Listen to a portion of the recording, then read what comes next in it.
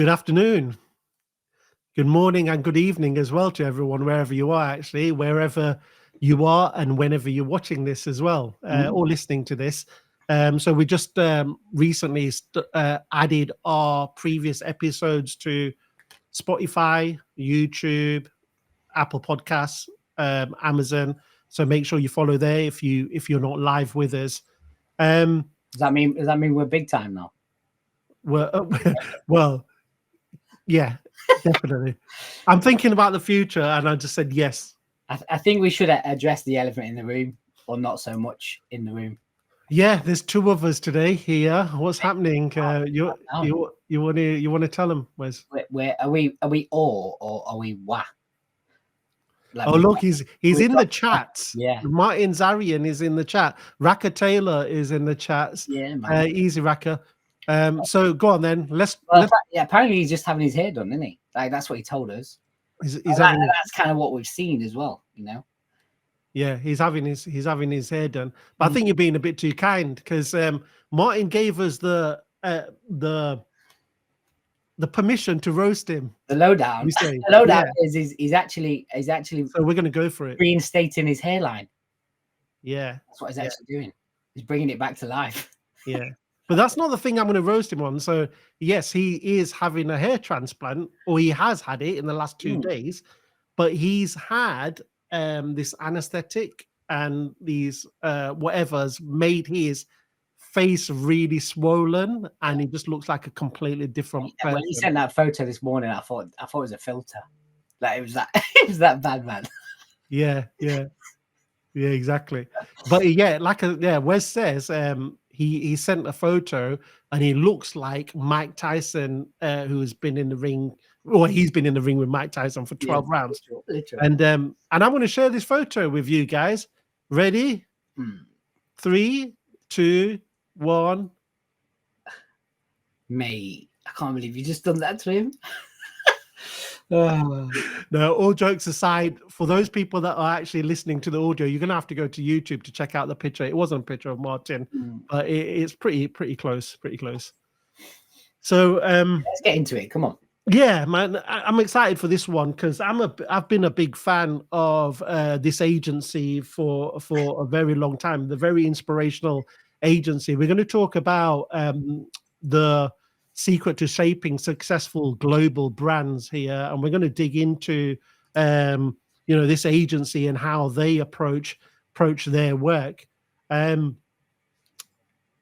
Shall I say a little bit more about the person? I think you should just give us some clues. I don't know if people have checked out this week. So what we started doing, peeps, is leaking little Easter eggs through our content to see if you guys can figure this out.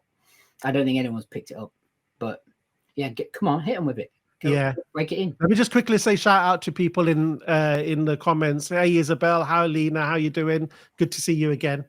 Today we have the co-founder of a global brand agency that has worked with clients. Here, I'm going to list some of them: Samsung, Amazon, Netflix, Hulu, MTV. One of my favorites here in terms of the work that they've done: AC Milan, Premier League, NBC, ITV, Sony, Fox, PlayStation, the list goes on. And honestly, I can go on with the list of the clients that they've worked with, but it'll be over an hour and we won't have time to actually speak to him. So I'm pretty sure you can guess who it is. It's one of the co-founders. If you haven't guessed by now, it's none other than Simon Dixon, co-founder of DixonBaxi. And here he is. Hello, chaps. It's Dixon, not Dixie. Yeah, I was going to say, you just called him Dixie. I have been called that before. No, did I say Dixie? Yeah, I get called that. We get called DixieBaxi sometimes. We once got called Dixon Batteries, which I thought was quite nice. Class. Apologies for that, but no, it's fine. It's nice to see you, Ash, and nice to see you, Wes. And sorry I can't see you on the video, Martin. Hopefully I get catch a beer or coffee with you at some point. And good luck with the hair transplant. 100%. So, Si, before we get into the main chat, I had a quick look at your LinkedIn profile, right? Does this sum up your personal philosophy and that of DixonBaxi? people, creativity, money, in that order. Yeah. Amazing. That's it. Love it. This is, well, that's 30 years of practice and distillation summed up, I suppose. I think the thing is, when you start out, you're very selfish. You think about yourself, your career, things like that.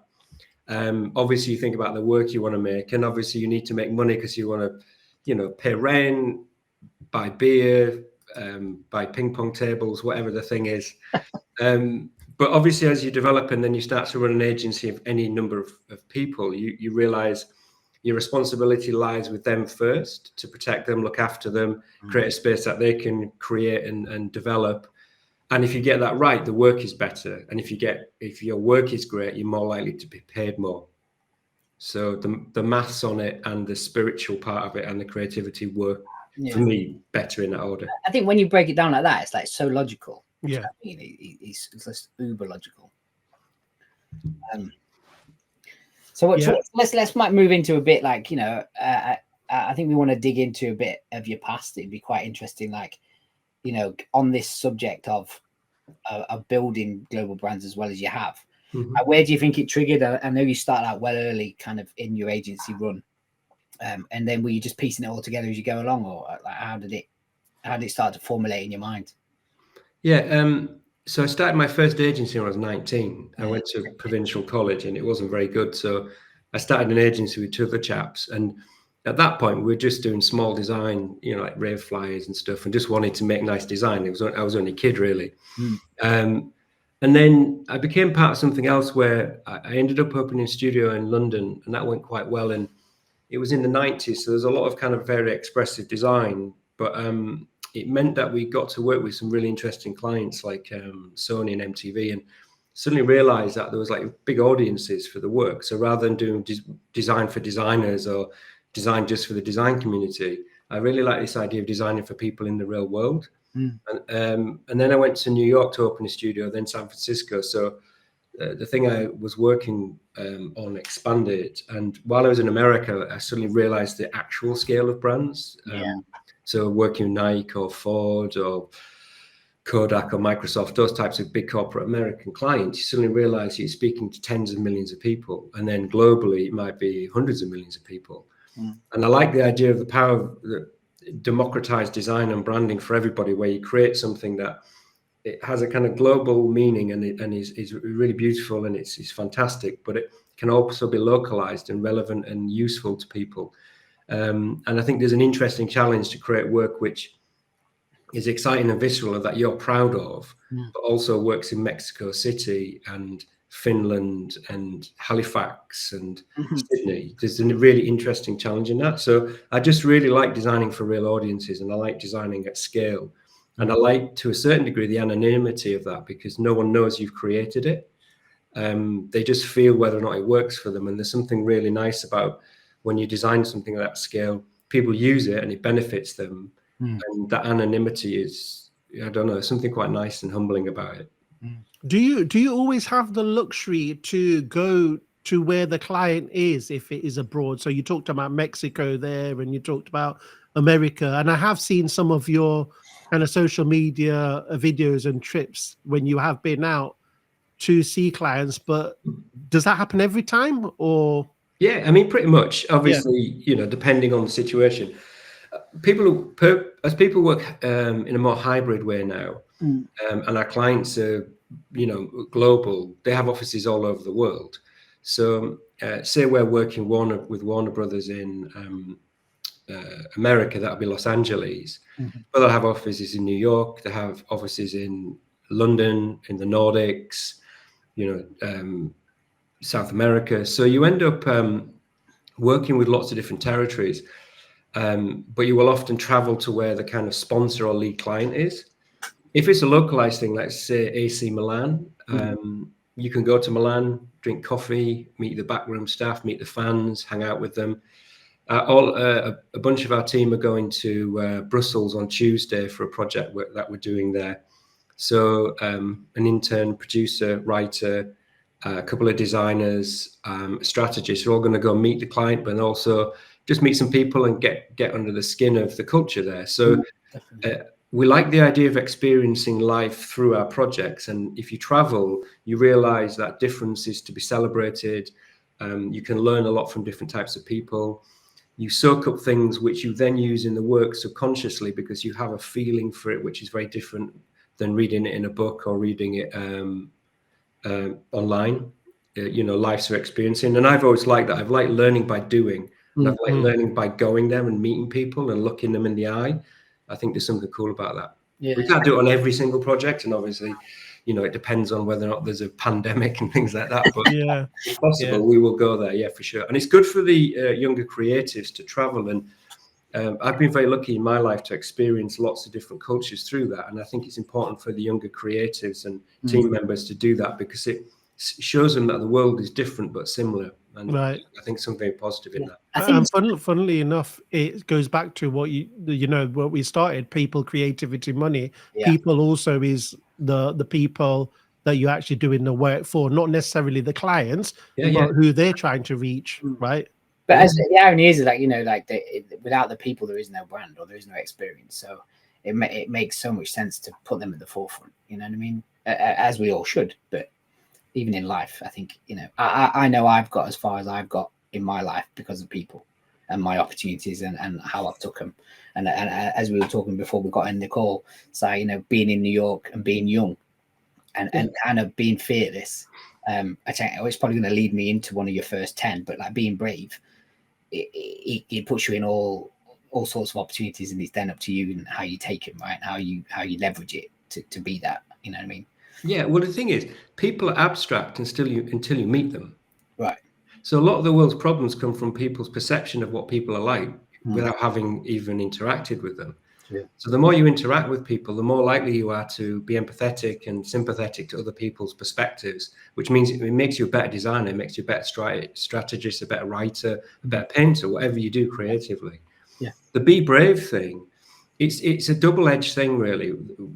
It's actually a rallying cry for us, which is for us to take greater risks, to try new things, to challenge ourselves, to keep learning. That's why we use it. It's like a fuel for us to say, look, you've got really good at this potentially. Maybe you should try something new.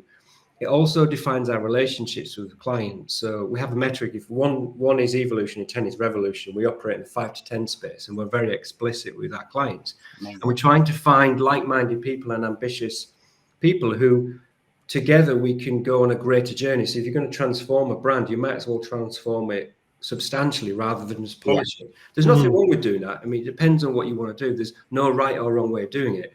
But we just like to make greater change. So Be Brave challenges us to be better at what we do and keep learning and take calculated, consistent risks to improve.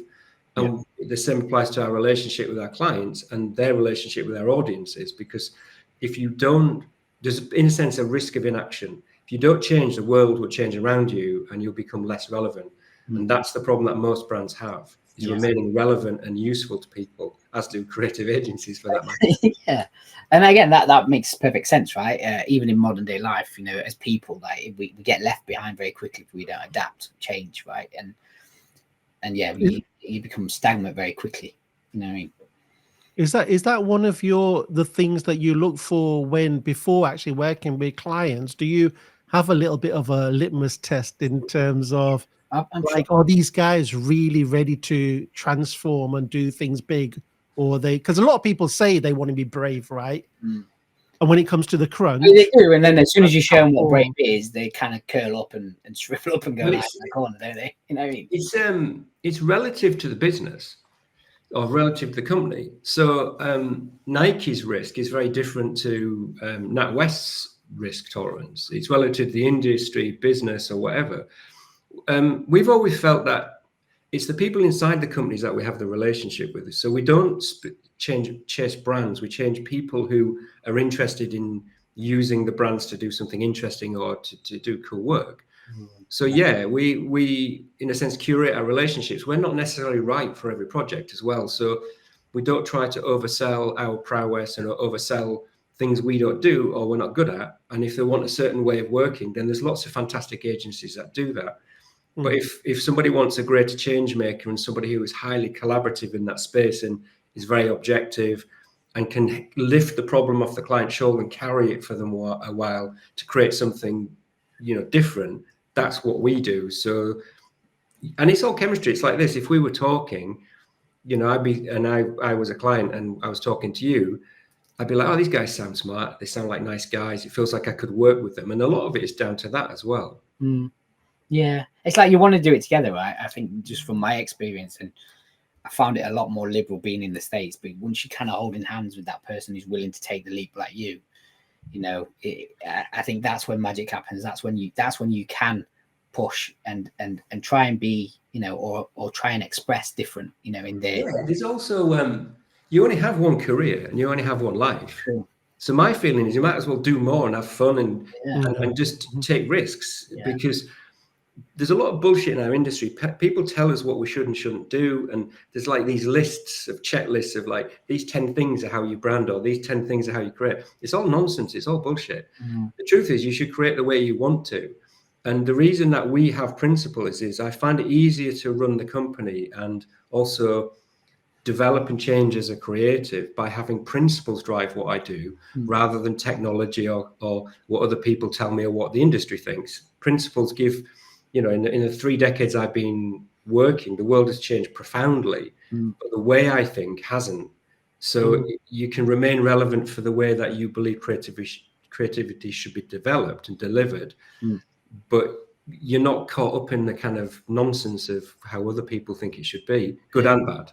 Yeah. Well, on that note as well of these creative principles. So when we were planning this conversation with you, we thought it would be really cool to kind of center the conversation around these 10 creative principles that DixonBaxi goes by. And we've touched on number 1, the be brave, right?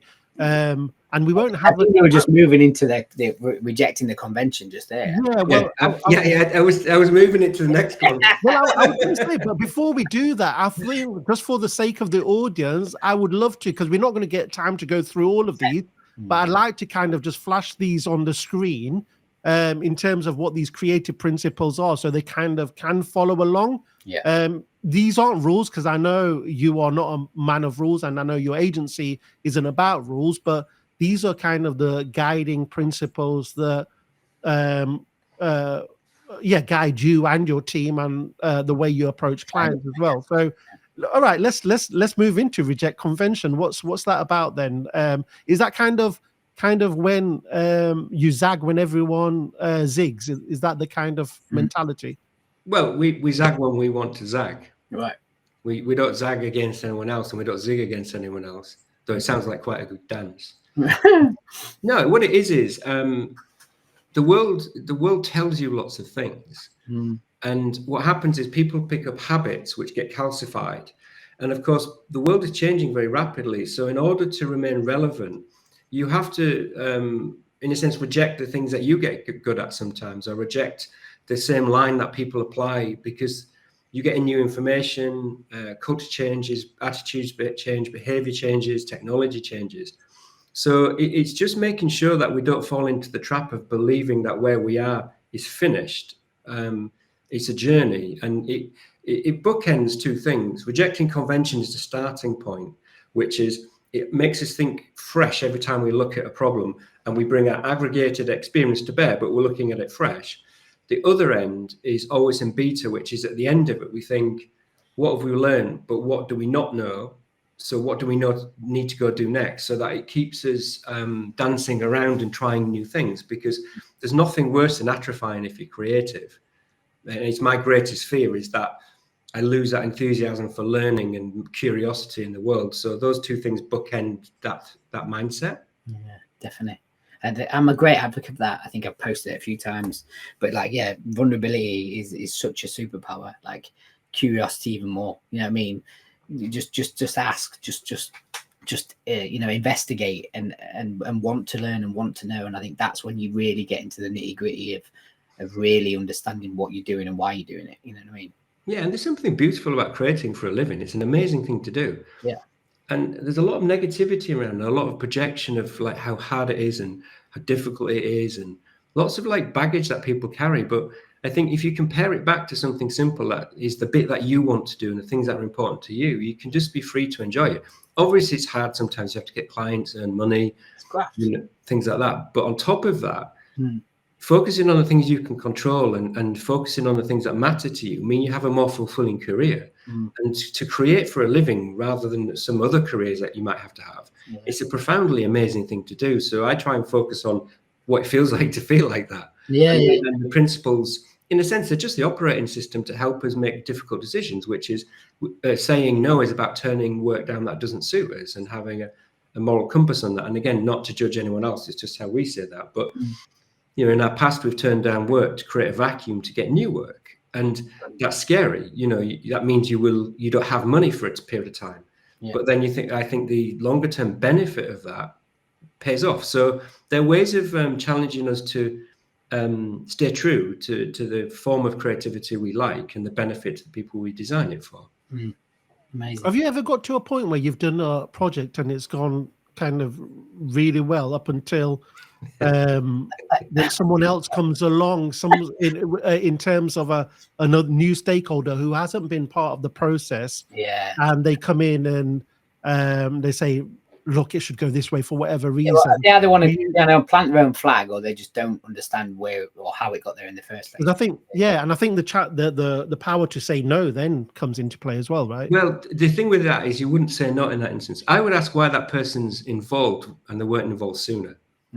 So I think a lot of problems like that, which are mechanical problems, come down to the relationship with the client. There's a lot of nonsense in our industry about clients getting in the way of good work and meddling and stuff, which is the absolute opposite. All the black pencil winning, gold pencil winning world, Clio winning work, the stuff we all look at online, that's awesome, was sponsored by a client. Right. So if you've got a client that is meddling and making shit work, you have the wrong client. So when I think about a stakeholder, I think about you have a direct sponsor who has huge responsibility to develop that work within the business. But then the business has lots of, it's marketing, products, services, brand, communications, social, digital, lots of things. So you have to create something that works for all of them. And you have to listen to them and build consensus in order for them all to believe in what you've created. Right, yeah. We had a project recently, it took 18 months to do, for a major company in America, genuinely multi-billion dollar, one of the biggest companies in the world. And it was purple for 18 months. And a month out from launch, and bearing in mind the stuff we make doesn't get made in a month, the very, very, very top boss asked for it to be blue. Right. And he had a number of reasons that he wanted it to be blue. And there's a number of reasons why you wouldn't want to do it blue. But in the sense, we just said, okay, we see the logic in that. We made our argument and they made their argument, and it was agreed that it would be blue, and we changed it. And it's just as successful. Right. So sometimes it's just being aware that there are certain things out of your control, but if the overall methodology and the overall thinking and the overall system is strong enough, those changes you can adapt to. But in order to avoid difficulty where there's a fork in the road, it's about how you build consensus and get people to look back at why you're doing what you're doing, why the strategy is doing what it does, who you're doing it for, and give them a reason to believe in the work. And if there's a compromise to be had, just use intelligence and creativity to find a different solution, because there's always a new idea that can solve that problem. Definitely. And I think that's skipped a few in your 10, but then you leapfrogged into like embracing uncertainty there. And I think when you are creating brands, from a strategic identity action, I think the uncertainty for me, and I don't know about you, and I think I know you quite well enough now. The uncertainty is the fun bit, right? That's the bit you want to try and drive your client into, because that's the exciting bit. Well, what you want to do is you want to walk with the client into it. Yeah. So we don't drive anybody. Right. We create this. The job is to create a safe space that everyone feels safe enough to talk about different futures. Yeah. And then decide which one it is. And I'm like you, I think, by the sounds of it. It's like I like the process. I like the uncertainty of it. I love the feeling of what it when you're trying to decide what it is, there's a certain magic to that. Yeah. But I always trust we'll get there. So I'm never terrified in that moment. But I do like that knot in my stomach. I think I get a buzz from it. So I'm with you, man. And I think when it feels, especially my career and some of the brands I've worked on, especially again in the States, when you're in that state in your mind and you do feel sick and you've got butterflies, and you know the client is with you, right? And you're having a beer or whatever, and you're going, right, this shit's happening, right? You know, we're in, like, and you're waiting for that announcement to drop, or, you know, or a leak of an identity, you know, especially if it's a sports club like you've worked on too. You know the fans are going to revolt in some form, and you're just waiting for it, right? And it's how you handle that. And how. Well, the thing is, what happens is that's about change management. Yeah, that's the change curve, right? Right there. Yeah, if you change something, some people will freak out. Yeah. And don't forget, the way that social media works and the world works is there's a very high volume for a very few people. Yeah. But say we work with AC Milan, 400 million people worldwide connect to that brand. We change something, and 100 people go batshit crazy on Twitter. Yeah, mental. It's like, so what? It's 100 people. There's another 400 million people who have been served. And the answer is there's now 580 million people fans of AC Milan. So they've added 180 million people. So if they lost 120 but gained 180 million, I would take that maths every day of the week. But we talk to people. We talk to fan groups. We talk to community. We talk to the ex-players. We talk to the current players, the boot room, the executives, their foundation, press, their social. We speak to lots of people. So we listen to them. So when the work comes out, those fan bases have been listened to. So we did the same thing with Everton. So the device we created came from St. Rupert's Tower, which is part of the crest. And we spoke to the fans and said, what's important to you? We did an audit of all the elements they have, their mottos, their cut, obviously the blue, but all the various shapes and objects throughout their history. And that tower was a reoccurring thing for them. So when we used it, even before it launched, they started using it themselves. A few people said, it's a wanky London agency changing things. And you know, that's going to happen. I appreciate that. But wherever possible, it's about gaining knowledge early to be sensitive to the audience you're designing for. And then change will happen. Once people get used to it, they settle into and see the benefit. And once they see the benefit, it tends to be okay. I was going to leave this question to the end, but don't you just wish they'd done that with Leeds? And I know that's boring. I offered to rebrand them for free. I know you did. I saw that. Yeah. I got into trouble for that. Just can I ask a quick question? Yeah. There's some questions in the chat room. Yeah. I'm guessing we won't get to them, but what I'm happy to do is answer those questions on LinkedIn another time. So if someone captures them, I'll do a post and answer the questions. Yeah. Okay. That's great then. Well, what the event post will have these comments on there anyway, but I'll collate them. I'll put them together and put I'll just poke me to it afterwards, and I'll answer the questions on that thing. Just so anyone's got a question that they want to ask and we're all wobbling on, just ask the question. I'll answer it later. There's some form of structure to this, Simon. Like I said, there's some form of structure. It's not just warbling. No, like I'm enjoying it. It was actually a compliment. That's good. I'll take it. It's a compliment. So where's this like learn to say no thing? I'm a big this is probably one of my weaknesses, like saying no.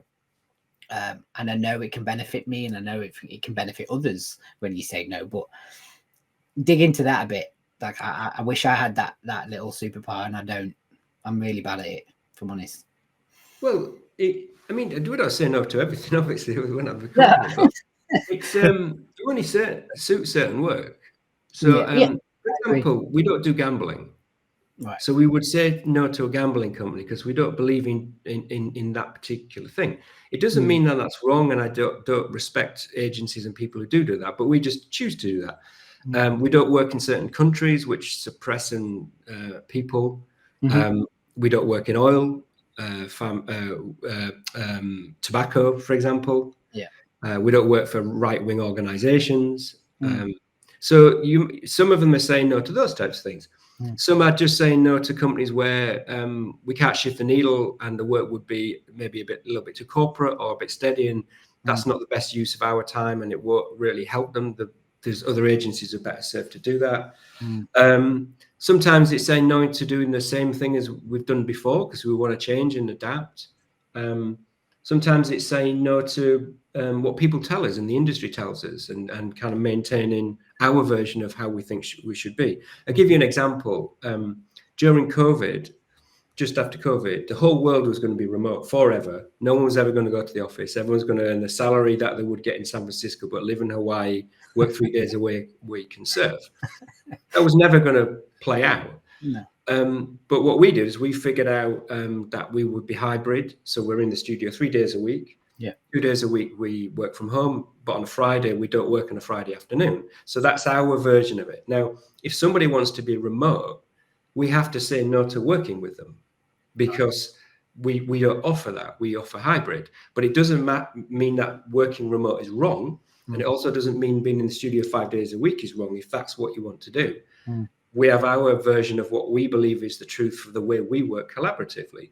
So it's not everybody can do everything in the same way everybody else does. So saying no to a certain extent is not falling into the trap of trying to do everything for everybody in every single way, because life is not like that. So it just gives us a kind of strength of mind and just confidence to be ourselves in a sense. Yeah, a bit of a safety net as well to just, you know, there's loads of it. Yeah, exactly. It's just loads of things. I'm sure everybody's got their own particular version of it. Have you always been like that? As in, you know, when you first started, I remember a talk actually that you and your co-founder Purva did, and it kind of, one of the reasons why you got together, I think you mentioned, was so you can actually do good work with good people, so you don't have to do work with dickheads, basically, you know, and the kind of companies that you don't want to work with. When did that start? Did that start at DixonBaxi? No, I started when I started. I mean, don't forget, I'll have been a dickhead in my life as well. So it's like, we judge it on a long-term thing. So we all have ups and downs in our careers, and I'm sure I've done things in the past in the way before I learned certain things. And, you know, my knowledge now is 30 years of aggregated knowledge. It's not the knowledge I had when I was, well, it's actually 35 years, the knowledge that I had when I was 19. But when I started out, I wanted to work the way I wanted to work and create the work I wanted to work. I didn't want to have to compromise on that in a positive way, not in a kind of arrogant way. So I've always tried to just find the space to work the way I want to. Now I share that with other people, and with Apova, we just balance it around that, because there's many, as I was saying before, there's many ways of being creative. And there's a lot of stereotypes or kind of like cheat lists of how you should work and what you should do. And obviously that doesn't suit everybody, and making choices.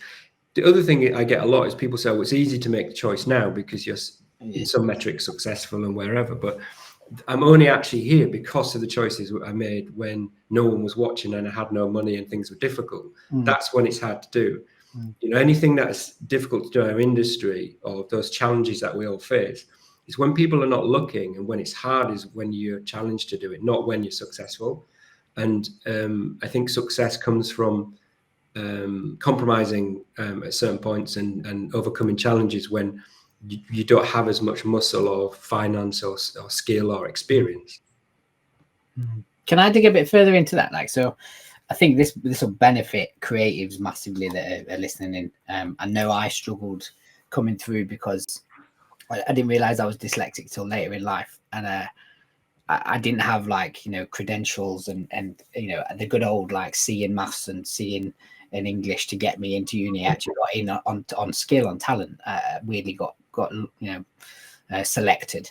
But I know part of your process is, like, you know, the hiring with passion. Like, is that, you know, where did that come from? Because was it based off of, you know, just skimming through CVs and picking a choice, or was that out of experience where you've gone, do you know what, we need to try and do this different because creatives don't, I'm shit at writing, right? You look at my CV, I don't think you'd hire me. But if I could tell you my stories and what I've got and how I've got there, you probably would. Do you know what I mean? Well, I don't know if you would, but, you know, definitely. Well, there's lots of. I was just laughing at the Just saw somebody's no jerks rule. I think that's it's a no good one. dickheads. No dickheads. Yeah, it depends, doesn't it? Because some people have explicit and some people have hidden life experiences and ways of looking at the world and the way they're made that affect how they create and how they navigate life. And the thing to do is find the balance for what you want. So, you know, whenever I think about working with people, I think about working with good people who have a kind of strong moral standard, a basic moral standard, really care about what they do, have a hunger, feel additive, you know, have a duty of care. They're different from me, you know, they bring different life experiences, and that enriches what we do. And then we can teach skills and we can add technologies, but that basic kind of duty of care and being the right type of person and getting on, even though people are very different, you know, our studio is made up of, you know, more than half of the team is from an actual other country, lots of different backgrounds. There's more women than there are men, things like that. You want that kind of soup of personality to be really rich, but not everybody has to be outgoing. Not everybody has to be a certain style of person. There's room for everybody. So I think that's how it is, and I don't think there is a right or wrong. It's like it's not you. You don't have to hunt for the quiet person in the room because they're the more thoughtful person, or you don't have to worry about that person because of whatever. I think if you create the space that is safe, people who are quieter should have just as much share of voice as people who maybe have more confidence than I do because of my years of experience. And somebody who has a particular, like for example, is on a spectrum of how they process information, creating a space that they can navigate that is important. But again, some of that is explicit and some of it's not. Lots of people in our team are not explicit about those things and some are. So you have to deal with it on a case-by-case basis. But if you center it around a shared ideal of how you want to work and a common goal, I think, and creating space for everybody to have genuine share of voice, that helps a lot in that side of things. It's amazing. Is that so? You know, that's the first time I've heard that there's, you know, a lot of people from. I know that you have got a diverse set of people in your team, but coming from an international background, does that speak to that part of your one of your creative principles, the being fluent in people? I think you'll learn from that as well, right? And everyone learns from each other. Yeah, exactly. It's you know, my business partner's of Indian descent. MD is a woman. Head of production is Polish. Head of strategy is a Brazilian man. All of his team is female, French, Nigerian, English. You know, that diversity brings lots of different perspectives. We've got it. You know, we've got somebody in the studio 60 and someone in the studio 20. So age difference, just lived experience. I didn't go to university, for example. So people who haven't been through formal education, we have an intern program that helps people get into the industry that don't have actual formal education. So social mobility. All of those things really help because you have a shared life experience then where you're constantly learning new things and you can talk about things that enrich you. And it's the same thing as travel, really. And I really like that because it makes me a better person. And there's not, in a sense, enough celebration of difference, I don't think. It's seen as a negative around the world. And actually, the human condition is amazing when you think about how rich it is and how all of our lived experiences are very different, but there's a lot of overlaps. And I like that balance between the difference of where people come from, but the overlaps of why they're doing what they're doing together and why it matters. And I don't know, it's very fulfilling. Well, yeah, when you explore those differences, ironically, you find those common human themes with all of us, right? That's what strategy is. Yeah, exactly. And I think it's like, just to metaphor it, it's like a giant tapestry, right? It all makes up one bigger picture, and we're all interweaved, and those it's just enriched and it's layered and it's detailed. And when it's all pulled apart, we're all just threads, but together we're and very nice threads. Yeah. I think I'm quite a nice thread. You're a nice thread. You wear nice threads. I'm repping. Look at the sponsorship. I want to go back to one of those, and we've touched on it, Cherish Insight. So can you talk about I know there's going to be 100 answers here, but the process of how you come to insights. Like, is there anything that you always do when you start work? Like you touched on the audit side. Like, what does that process look like? Well, you look at a number of things. You're looking at the company, so you audit what they have and what they are. You look at the industry they're in, which includes a competitive set, but you also look at culturally where they sit as a business. So you're looking at culture.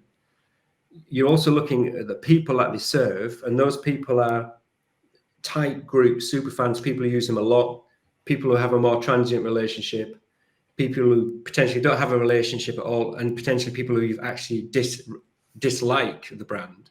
Right. So if you took AC Milan, Inter Milan fans would dislike AC Milan, but they still have a relationship with it.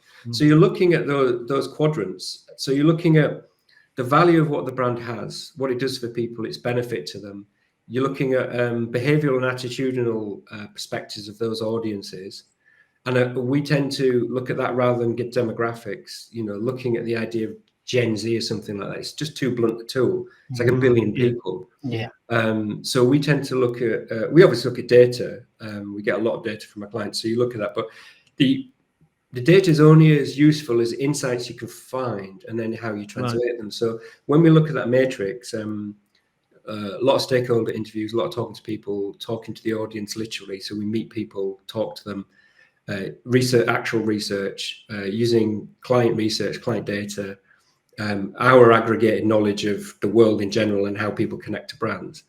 And then you look at the problem you're solving, what is happening with the company and what do they need to do. And you take the insights and turn that into the strategic engine and then the principles that drive the creative. Then you build the creative off that, then you build the system and then you implement it. Amazing. It takes longer than I just said, though. No, yeah. Yeah, well, I was reading. It takes about 18 months. I was reading through this. I picked this that's up the last time we were at your office, so thank you for that. He was proud as punch, mate. When he came was- back with that, he was like, "Oh, I can't believe I've got this book." It's quite rare, that book. I'll have to send you I'll send you the new one. We were talking about that before we came on. Like, Well, yeah, that's another thing I want to ask because we were looking at the essentials books. Are these books done for internal purposes and to share with clients as opposed to sell? Yeah. No. They made it's a series of books. So going back to the kind of principles thing, we wanted to clarify what were. So the essentials is ethos and principles of operating system of the company. Right. So that's the first book, and it has our raison d'etre.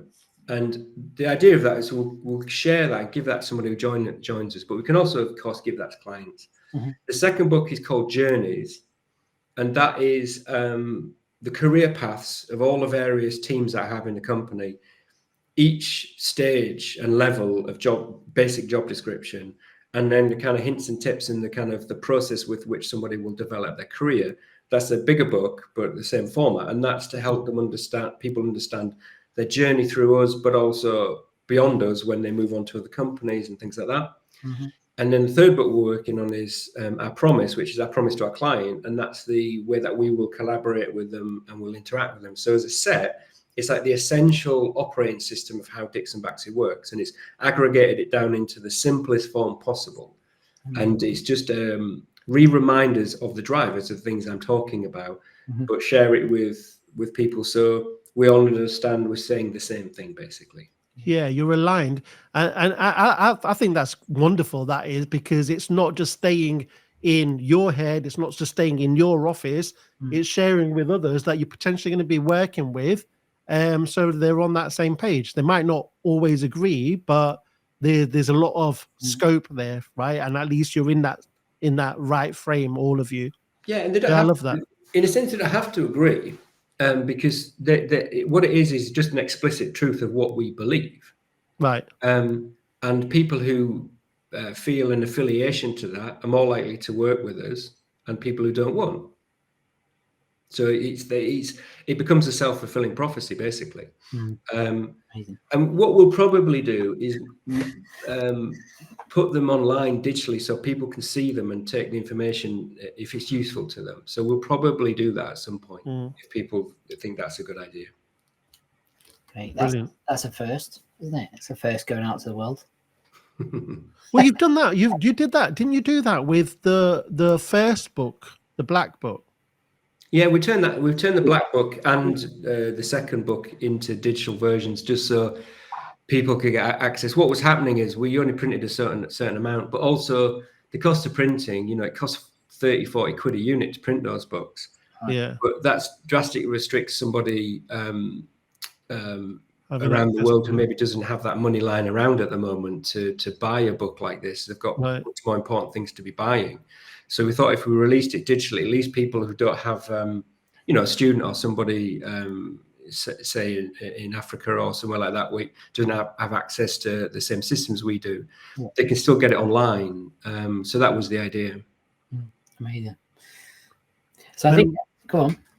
I was just going to say, I want to definitely talk about this one. I didn't think we'd get to this last part one, and you did touch on it, but I think I absolutely love this, is always in beta. Mm-hmm. I love it. What is it and why is it so important? Yeah. The world changes. So if I was working the way I did when I started DixonBaxi, I'd be redundant now.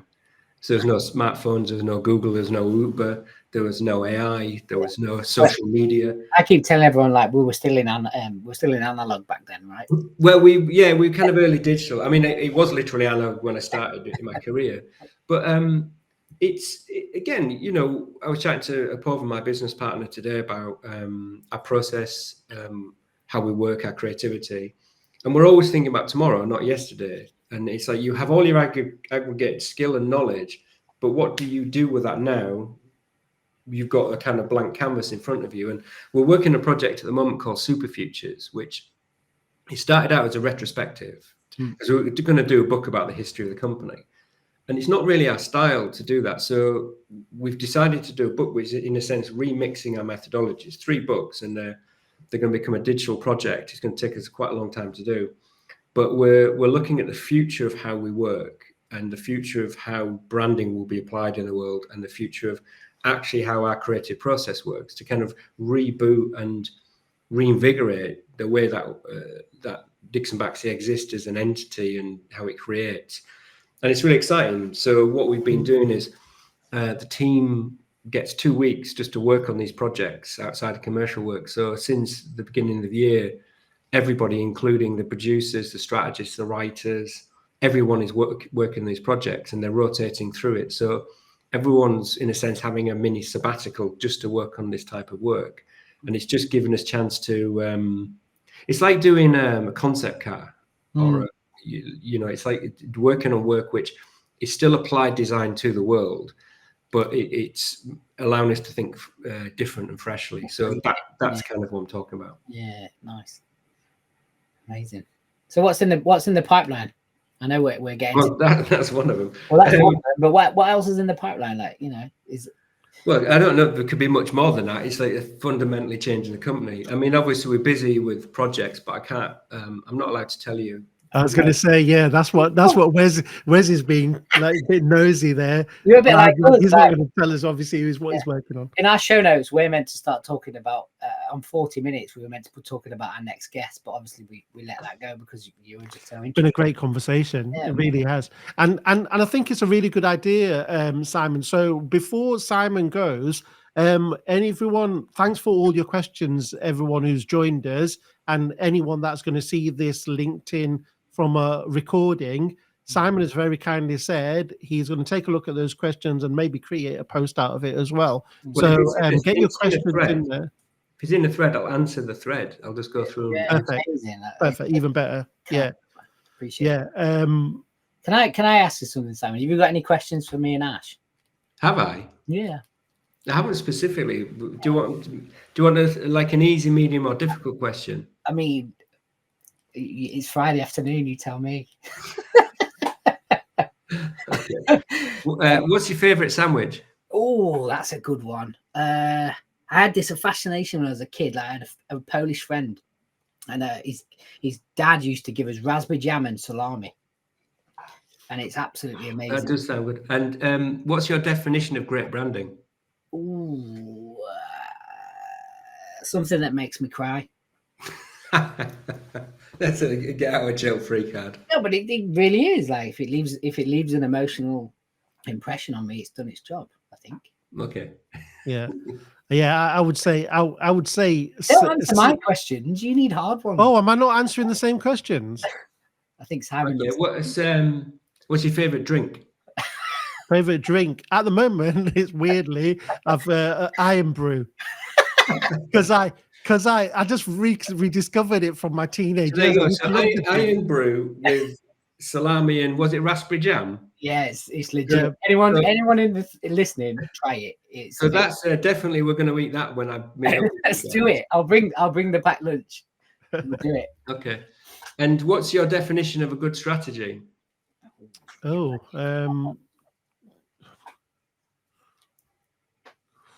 Definition of a good strategy is one that works. And you can't say that.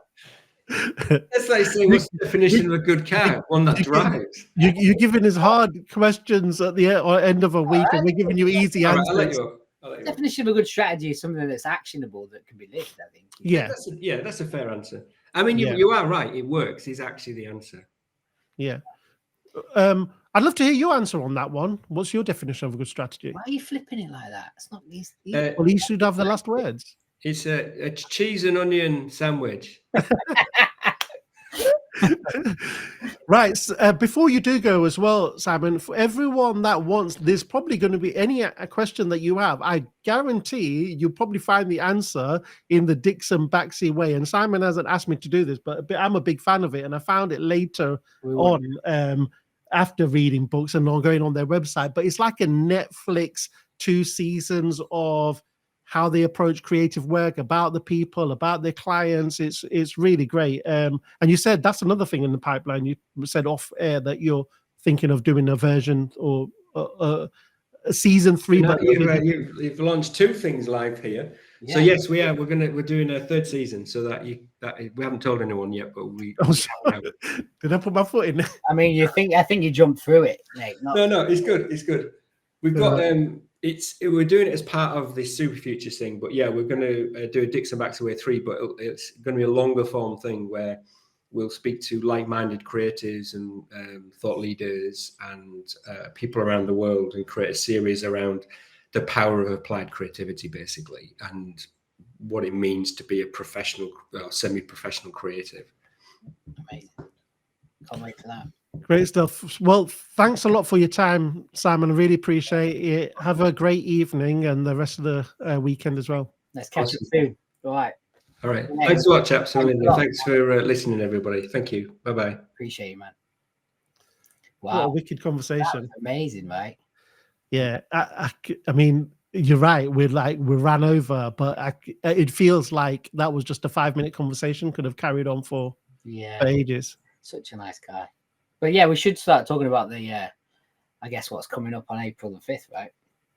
Yeah, go on then. Do you want to chat about that? So I don't want to give too much away, but it's going to delve into a bit on the future of personal and business brand. Who knows who's going to show? But we'll leave it at that. But yeah, let's get ready to dig into that.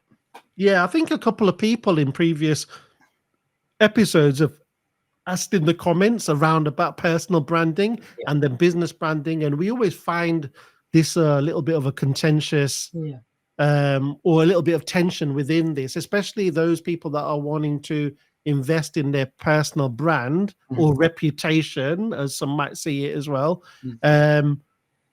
But they feel like, how do I tie that in with business? Is that the right way to go about it or the wrong way to go about it? And we're going to chat about that in a couple of weeks with someone that has done it really well over the years. So definitely be there. But thanks again for everyone joining us. It's been great again to have this support. It's growing. Like John just shows up. Vegan John shows up. Like, we have to mention here how easily Wes cries. Like, why? For anyone that doesn't know me, I am extremely emotional. I've actually cried during this last hour. I don't know if anyone peaks that, but even Simon just made me cry then. But yeah. Wes is an emotional guy. That's why we love him. I am very. I have a hard exterior sometimes, but yeah, I do. Yeah, it feels weird not having Martin here, but he was in the comments. But the next time we see him, he's going to be combing his hair like fucking Johnny Bravo, bro. Yeah, exactly. Yeah, depending on the Negronis too. By the way, Negronis right here is a fun. Enjoy the rest of your evening, Wes, and everyone enjoy. Take care.